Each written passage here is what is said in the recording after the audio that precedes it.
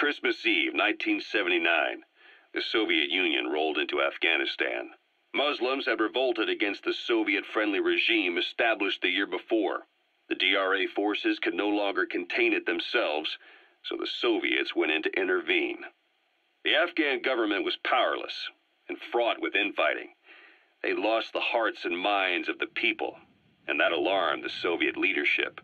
With the Islamic Revolution happening in Iran, the Soviets felt they had to act fast or risk the spread of Islamic revivalism. A superpower, sending a motorized rifle division against men on horseback with antique rifles. Everyone thought it'd be over in an instant, only it wasn't. Some Muslims made their fight a jihad, a holy war, and began a guerrilla campaign on all fronts. A war of attrition.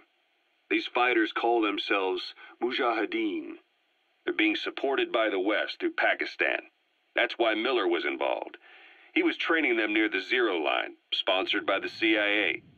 The war has become a nightmare for the Soviet troops stationed here. They thought they'd be headed home in 6 months at the most. Then a year passed. 2 years. Now here we are 4 years on with no exit in sight. Afghanistan has become the Soviet Union's Vietnam. The Soviet troops on the ground want to go home, but at least they have homes to go back to. The Afghans have lost theirs. The Soviets destroy the kishlaks, villages, wherever they can.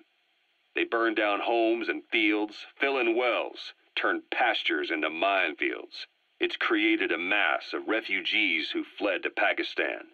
If the Mujahideen are fish swimming around the villages, the Soviets will go so far as to dry out their ocean. But this has had a big price. There's bitter resentment among the Afghans, and they're taking out their anger on the soldiers on the front lines. Among the Mujahideen are the Pashtun people. They're fiercely devoted to their code of Badal, or revenge. Soviets they've captured have had their hands, feet, and noses cut off before being left to die at the side of the road, just to show their comrades what they're capable of. Friendlies who come across them can do nothing but put them out of their misery.